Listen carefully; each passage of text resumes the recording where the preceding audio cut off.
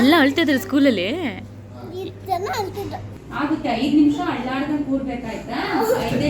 ಇದೆಷ್ಟಿದು ಎಷ್ಟದು 5. Very good. ಇಲ್ಲಿ ನೋಡು ನನ್ನ ನೋಡು ಕುಸೆ. ಇಲ್ಲಿ ಇದು ಮಶ್ರೂಮ್ ಟಿಕ್ಕನಾ? ಚಿಕ್ಕವ್ವ ಎಲ್ಲೇ ಮರಿಬೇಕು ಅಂತ ತೆಗೆಸ್ಕೊಂಡು ದೊಡ್ಡ ನಾಯಿ ತೆಗೆಸ್ಕೊಂಡಿದ್ದಿ ಚಿಕ್ಕವ್ವ. ಎಲ್ರಿಗೂ ನಮಸ್ಕಾರ. ನಾವಿವತ್ತು ಹಾಸನ ಹೋಗ್ತಾ ಇದ್ದೆ ನನ್ನ ಮಗಳು ಕರ್ಕೊಂಡು. ಯಾಕಂದ್ರೆ ಅವಳಿಗೆ ಸ್ವಲ್ಪ ಬ್ಲಡ್ ಚೆಕಪ್ ಮಾಡಿಸ್ಬೇಕು. ಅಂದರೆ ಈಗ 2-3 ಇಯರ್ಸ್ ಬೇಕು. ಅವಳಿಗೆ ಹೆಲ್ತ್ ಇಶ್ಯೂ ಇತ್ತು, ಅಂದರೆ ಪ್ಲೇಟ್ಲೆಟ್ಸ್ ಡೌನ್ ಆಗಿತ್ತು. ಸೊ ಹಾಗಾಗಿ ಅವಳಿಗೆ ಅವಾಗವಾಗ ನಾವು 15 ಡೇಸ್ ಒನ್ಸ್ ಅಥವಾ ಮಂತ್ಲಿ ಒನ್ಸ್ ಅಥವಾ 3 ಮಂತ್ಸ್ ಒನ್ಸ್ ಬ್ಲಡ್ ಚೆಕಪ್ ಮಾಡಿಸ್ತಾ ಇರಬೇಕು. ಸೊ ಹಾಗಾಗಿ ಇವತ್ತು ಹಾಸನ ಹೋಗ್ತಾ ಇದ್ದು. ಹಾಗೆ ಇವತ್ತು ನಮ್ಮ ಚಿಕ್ಕವಂದು ಫಸ್ಟ್ ಡೇ ಸ್ಕೂಲ್ ಆ್ಯಕ್ಚುಲಿ. ನೋಡಿ ನಮ್ಮ ಚಿಕ್ಕವ ಇವತ್ತೇ ಫಸ್ಟ್ ಅವಳು ಸ್ಕೂಲಿಗೆ ಹೋಗ್ತಾ ಇರೋದು. ಊಟದ ಬ್ಯಾಗೆಲ್ಲ ತಗೊಂಡು ಏನೆಲ್ಲರಿಗೂ ಬಾಯ್ ಮಾಡಿಕೊಂಡು ಖುಷಿಯಾಗಿ ಫಸ್ಟ್ ಡೇನೇ ಸ್ಕೂಲಿಗೆ ಹೋಗ್ತಾಯಿದ್ದೆ. ಹೋಗಿದ ತಕ್ಷಣ ಅಲ್ಲೇ ಒಂದು ಸ್ವಲ್ಪ ಹೊತ್ತು ಆಟ ಆಡಿಸ್ಬಿಟ್ಟು ಅವಳಿಗೆ ಖುಷಿ ಆಗೋ ಥರ ಆಮೇಲೆ ಕ್ಲಾಸಿಗೆ ಕಲಿಸಿದ್ರು. ಬ್ಯಾಗ್ ಕೊಡು ರಾಣಿ. ನೋಡಿ ಇದೇ ನಮ್ಮ ಚಿಕ್ಕ ಒಂದು ಸ್ಕೂಲು. ತುಂಬ ಚೆನ್ನಾಗಿದೆ. ಇಲ್ಲೇ ಕೂಡ ನಮ್ಮ ಚೋಟುನು ಇಲ್ಲೇ ಓದ್ತಾ ಇರೋದು. ಸೊ ಹಾಗಾಗಿ ಇವಳನ್ನು ಅಲ್ಲೇ ಸೇರಿಸಿದ್ದು.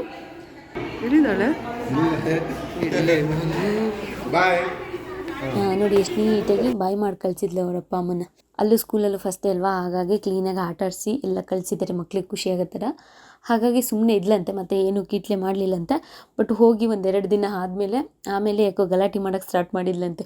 ನಮ್ಮ ಅಪ್ಪ ಅಮ್ಮಂಗೆ ಫೋನ್ ಮಾಡಿಕೊಡೇ ಅಂತ ಸ್ಕೂಲಲ್ಲಿ ಎಲ್ಲರಿಗೂ ಬೈಕೊಂಡು ಓಡಾಡ್ತಾ ಇತ್ತಂತೆ. ಅಂತ ಹೇಗೋ ಚಿಂತೆಲ್ಲ ಸ್ಟಾರ್ಟ್ ಮಾಡಿಬಿಡ್ಲಂತೆ.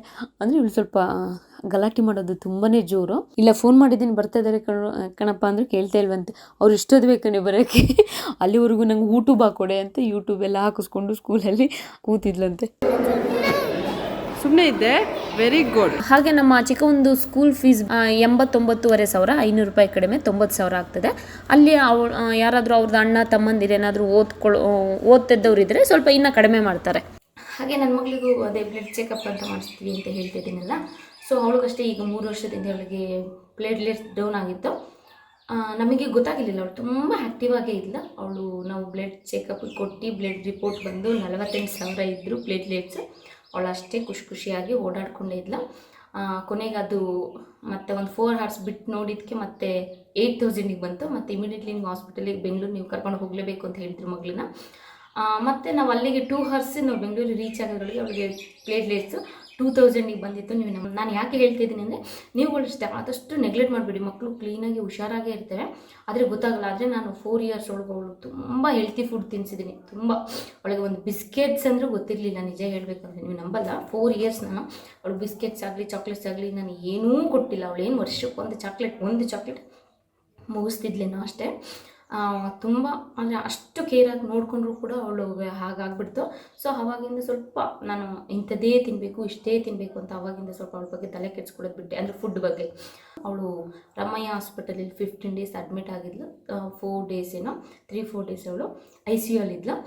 ಹಾಗಾಗಿ ಆವಾಗಿಂದ ನಾವು ಬ್ಲಡ್ ಚೆಕಪ್ ಮಾಡಿಸ್ತಾ ಇರ್ತೀವಿ 3 months ಒನ್ಸು. ಈಗ ಅವಳಿಗೆ ಸ್ಕೂಲಿಗೆ ಸೇರಿಸಿದ್ವಲ್ಲ. ಸೊ ಹಾಗಾಗಿ ಒಂದ್ಸರಿ ಸ್ವಲ್ಪ ಬ್ಲಡ್ ಚೆಕಪ್ ಆಗಲಿ ಎಲ್ಲ ಈಗ ಮತ್ತೆ ಮಾಡಿ ನೋಡಿ ಕಳಿಸ್ತಾ ಇದ್ದೀನಿ. ಹೆಲ್ತ್ ಇನ್ಸೂರೆನ್ಸ್ ಮಾಡಿಸಿ ಪ್ಲೀಸ್. ಯಾಕಂದರೆ ನೀವು ತಪ್ಪು ತಿಳ್ಕೊಂಬಿಡಿ, ನಾನು ಈ ವಿಡಿಯೋ ಹೆಲ್ತ್ ಇನ್ಸೂರೆನ್ಸ್ ಮಾಡಿಸಿ ಅಂತ ಹೇಳೋಕ್ಕೋಸ್ಕರ ನೀವು ವಿಡಿಯೋ ಮಾಡ್ತಾಯಿದ್ದೀನಿ ಅಂತ ಅಂದ್ಕೊಳ್ಳೇಬೇಡಿ. ನನಗೀಗ ನೆನಪಾಯ್ತು ಅದು ವಿಡಿಯೋ ಮಾಡುವಾಗ ಇದೊಂದು ಹೇಳಬೇಕು ಅಂತ ಹೇಳ್ತಿರೋದಷ್ಟೇ. ನಾವು ಕೂಡ ಹೆಲ್ತ್ ಇನ್ಸೂರೆನ್ಸ್ ಮಾಡಿಸಿದ್ವಿ. ನಾವು ಯಾವ್ದು ಮಾಡಿಸಿದ್ವಿ ಅಂತ ಖಂಡಿತ ಹೇಳಲ್ಲ ಬಿಡಿ. ನೀವು ಇಂಥದ್ದೇ ಮಾಡಿಸಿ ಅಂತ ನಾನು ಹೇಳಲ್ಲ. ನಾನು ಹೇಳಿದರೆ ಎಲ್ಲರೂ ಈಗ ಕೋಟಿಗಟ್ಟಲೆ ವ್ಯವಹಾರ ಮಾಡ್ತಾರೆ, ಬಟ್ ಕೈಯಲ್ಲಿ ದುಡ್ಡಿರೋಲ್ಲ. ಅದೇ ಹೆಲ್ತ್ ಇನ್ಸೂರೆನ್ಸ್ ಮಾಡಿದಾಗ ನಮಗೆ ಎಷ್ಟು ಅನುಕೂಲ ಆಯಿತು ಗೊತ್ತಾ. ನನ್ನ ಮಗಳು 15 days ಹಾಸ್ಪಿಟಲ್ ಸಡನ್ನಾಗಿ ಚೆನ್ನಾಗಿದ್ದಿದ್ದು ಮಗು ಹೋಗಿ ಹಾಸ್ಪಿಟಲ್ 15 days ಇರೋದು ಅಂದರೆ ಅದರಲ್ಲಿ 4-5 ದಿನ ICU ಇರೋದಂದ್ರೆ ಇನ್ನು ಹುಡುಗಾಟದ ಮಾತಾ.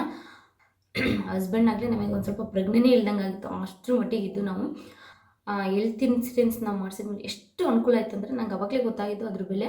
ಆವಾಗಲಿಂದ ಅಂದ್ಕೊಂಡೆ ಅಟ್ಲೀಸ್ಟ್ ನನಗೆ ಗೊತ್ತಿರೋರಿಗಾದ್ರೂ ನಾನು ಹೇಳೋಣ ಅಟ್ಲೀಸ್ಟ್ ಎಷ್ಟು ಬೆನಿಫಿಟ್ ಅಂತ. ದಯವಿಟ್ಟು ಹೆಲ್ತ್ ಇನ್ಸೂರೆನ್ಸ್ ಮಾಡಿಸ್ಕೊಳ್ಳಿ. ನಿಮ್ಮ ಅನುಕೂಲಕ್ಕೆ ನಾನು ಹೇಳ್ತಾ ಇದ್ದೆ, ಯಾವೇ ಪ್ರಮೋಷನ್ ಏನಿಲ್ಲ, ನನ್ನ ಅನುಭವ ಆಗಿದ್ದಕ್ಕೆ ನಾನು ಹೇಳ್ತಿದ್ದೀನಿ. ಯಾಕಂದರೆ ಎಲ್ಲರಿಗೂ ಈಗ ದುಡ್ಡು ಅರೇಂಜ್ ಮಾಡೋದು, ಮಗಳು ನೋಡ್ಕೊಳ್ಳೋದು, ಉಳಿಸ್ಕೊಳ್ಳೋದು ಏನೂ ಗೊತ್ತಾಗಲ್ಲ. 1-3 ಲಕ್ಷ ಆಯಿತು 15 daysಗೆ. ಬಟ್ ಅದು ಕೆಲವ್ರಿಗೆ ಚಿಕ್ಕ ಅಮೌಂಟ್ ಇರ್ಬೋದು, ನಮಗೆ ಅದು ದೊಡ್ಡ ಅಮೌಂಟೇ. ಅದು ನಾವು ಬರೀ 7,000 ಅಷ್ಟೇ ನಾವು ಅಲ್ಲಿ ಪೇ ಮಾಡಿದ್ದು. 15 ದಿನ ಇದ್ರೂ ಕೂಡ ಏನು ವರ್ಷಕ್ಕೆ 10-15,000 ಹೋದರೂ ಪರವಾಗಿಲ್ಲ, ಹೆಲ್ತ್ ಇನ್ಸೂರೆನ್ಸ್ ಮಾಡಿಸ್ಕೊಳ್ಳಿ. ನೋಡಿ ನನ್ನ ಮಗಳು ಬ್ಲಡ್ ಟೆಸ್ಟಿಗೆ ಅಂತ ಕರ್ಕೊಂಡ್ಬಂದೆ. ACR ಅಂತ.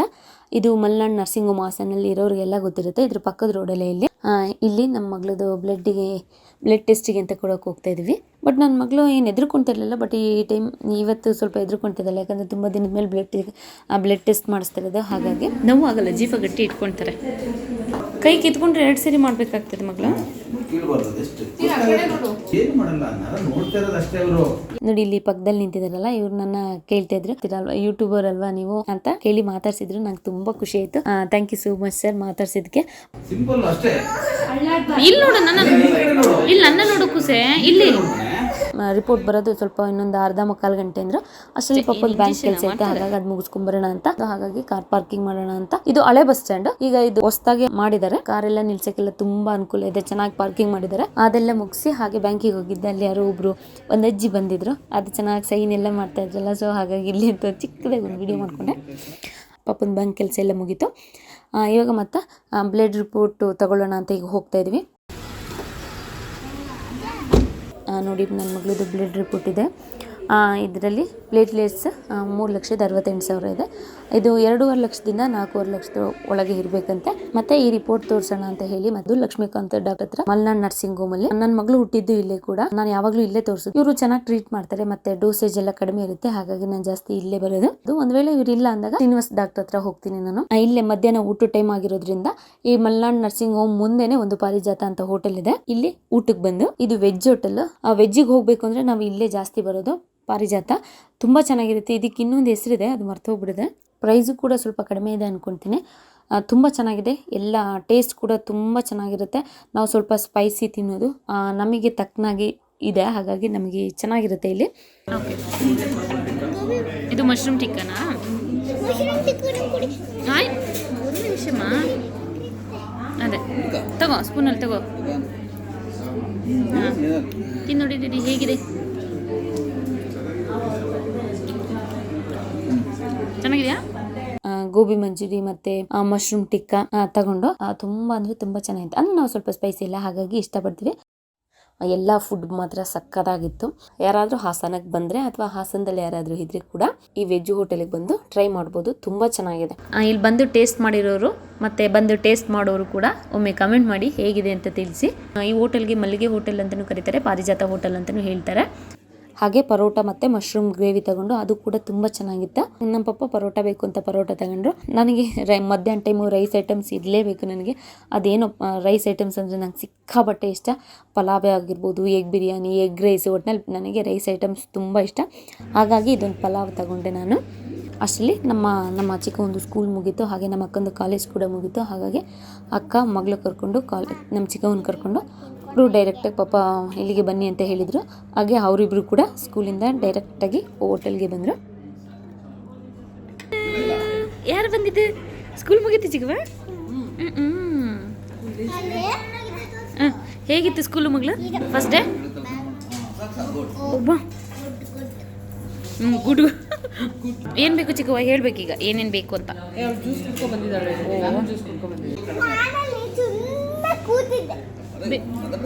ಬೇರೆಯವ್ರು ಅಳ್ತಿದ್ರಾ? ಎಲ್ಲ ಅಳ್ತಿದ್ರು ಸ್ಕೂಲಲ್ಲಿ? ಎಷ್ಟು? ಇದೆಷ್ಟಿದು?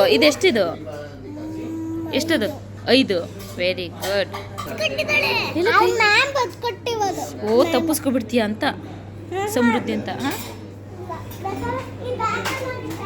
ಓ, ಬ್ಯಾಗ್ ಆಮೇಲೆ ನೋಡ್ತೀನಿ ಬಾ, ಮನೆಗೆ ಹೋದ್ಮೇಲೆ ನೋಡೋಣ.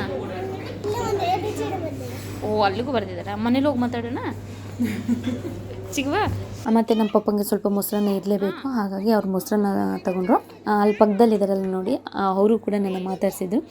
ನೀವು ಯೂಟ್ಯೂಬ್ ಮಾಡ್ತೀರಲ್ವಾ, ಯೂಟ್ಯೂಬರ್ ಅಲ್ವಾ ನೀವು, ನಾವು ವೀಡಿಯೋಸ್ ನೋಡ್ತಾ ಇರ್ತೀವಿ ಅಂತ ತುಂಬ ಖುಷಿ ಆಯಿತು. Thank you so much. Bye ಮಾಡಿ ಮಗಳು, ಕುಂಕುಮ ಮಾಡು ಚಿಕ್ಕಮ್ಮ. ಇಲ್ಲಿ ಮಾಡೋರು ಬಾಯ್ ಮಾಡ್ತಿದ್ರು, ಬಾಯ್ ಮಾಡಬೇಕು, ಕೈಯಲ್ಲಿ ಬಾಯ್ ಮಾಡು. ಹಾಗೆ ಮಲ್ನಾಡ್ ನರ್ಸಿಂಗ್ ಹೋಮಲ್ಲಿ ಕಾವ್ಯ ಅನ್ನೋರು ಸಿಕ್ಕಿದ್ರು, ಅವರು ಕೂಡ ಮಾತಾಡ್ಸಿದ್ರು. ತುಂಬ ಖುಷಿ ಆಯಿತು. ಥ್ಯಾಂಕ್ ಯು ಸೋ ಮಚ್ ಕಾವ್ಯ ಅವರೇ. ಇವತ್ತೇ ಫಸ್ಟ್ ಹೋಗಿರೋದು. ಇವರು ಕೂಡ ನನ್ನ ವಾಯ್ಸ್ ನೋಡಿ, ನಮ್ಮ ಚಿಕ್ಕವನ್ನ ನೋಡಿ ಗುರುತಿಸಿದ್ರು. ನಮ್ಮ ಚಿಕ್ಕವ ಫಸ್ಟ್ ಡೇ ಅಲ್ವಾ ಸ್ಕೂಲಿಗೆ ಹೋಗಿದ್ದು, ಖುಷಿನೋ ಖುಷಿ. ನಮ್ಮದು ಹೋಟೆಲ್ ಬಿಲ್ಲೆಲ್ಲ ಇಷ್ಟ ಆಗಿದೆ. ಮತ್ತು ಹಾಸನ್ ಬಂದವರು ಇಲ್ಲೊಮ್ಮೆ ಟ್ರೈ ಮಾಡಿ, ತುಂಬ ಚೆನ್ನಾಗಿರುತ್ತೆ. ಇದು ಯಾವುದೇ ಸ್ಪಾನ್ಸರ್ ವಿಡಿಯೋ ಅಲ್ಲ, ನಮ್ಮ ಹಾಸನ್ ಅಲ್ವಾ, ಹಾಗಾಗಿ ಖುಷಿಯಿಂದ ಮಾಡಿದ್ದೀನಿ ಅಷ್ಟೇ. ಚೆನ್ನಾಗಿತ್ತಲ್ಲಿ ಫ್ರೆಂಡ್ಸ್ ಆದ್ರವ? ಓಹೋ ಖುಷಿ ಆಯ್ತು ಸ್ಕೂಲಿಗೆ ಹೋಗಿದ್ವಿ ಇವತ್ತು ವೆರಿ ಗುಡ್ ನೋಡಿ ನಮ್ಮ ಮೆಲ್ಲ ಚಿಕ್ಕವ್ವ ಆ್ಯಕ್ಚುಲಿ ಹೆಂಗಂತ ನೀವು ಟೈಸನ್ ನೋಡಿಲ್ಲಲ್ಲ ಟೈಸನ್ ಅವಾಗ ನಾನು ತೋರಿಸಿದಾಗ ಎಷ್ಟು ಚಿಕ್ಕದಾಗಿತ್ತು ಇವಾಗ ಆಲ್ರೆಡಿ ದೊಡ್ಡದಾಗಿ ಹೋಗ್ಬಿಟ್ಟಿದೆ ಅದು ದೊಡ್ಡ ನಾಯಿಯಾದಂಗೆ ಹೋಗ್ಬಿಟ್ಟಿದೆ ಇದು ನೋಡಿ ಟೈಸನ್ ಹೇಗಾಗಿದೆ ಟೈಸನ್ ಆನೆ ಆಗ್ತದೆ ಟೈಸನ್ ಎಷ್ಟು ದೊಡ್ಡವರಾಗಿದ್ದೀರಿ ನೀವು ಹಾಂ ನೋಡಿ ನಮ್ಮ ಅಕ್ಕ ಪಾರ್ಟ್ ಟೈಮ್ ಲೆಕ್ಚರರ್ ಇವಾಗ ಮತ್ತೆ ಕಾಲೇಜ್ ಸ್ಟಾರ್ಟ್ ಆಗಿದೆ ಸೊ ಹಾಗಾಗಿ ಇವಾಗ ಜಸ್ಟ್ ಕಾಲೇಜ್ ಮುಗಿಸ್ಕೊಂಡು ಬಂದುಂಟು ನೋಡಿ ಹೇಗಾಗಿದೆ ಎಂಥದ್ದು ಇದು ಟೈಸನ್ ಟೈಸನ್ ನಮ್ಮ ಅಮ್ಮ ತಗೊಬಂದಿದ್ದು ಒಂದು ತಿಂಗಳು ಲೇಟಾಗಿ ನಮ್ಮ ಅಮ್ಮಗಿಂತ ಒಂದು ತಿಂಗಳು ಚಿಕ್ಕದಿದೆ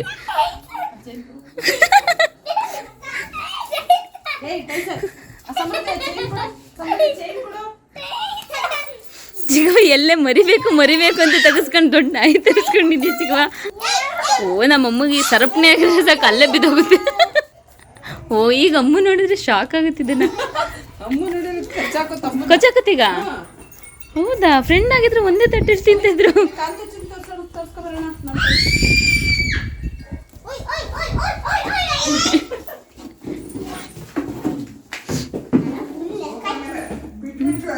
ಇದ್ರ ಕೂದಲು ಚೆನ್ನಾಗಿದೆ ಅಲ್ಲ ಕಟ್ ಮಾಡಿಸ್ಬೇಕಾ ಹಾಂ ಟೈಸನ್ ಇಲ್ಲಿಗೆ ವಿಡಿಯೋ ಮುಗಿಸ್ತಾ ಇದ್ದೀನಿ ಎಲ್ರಿಗೂ ಧನ್ಯವಾದಗಳು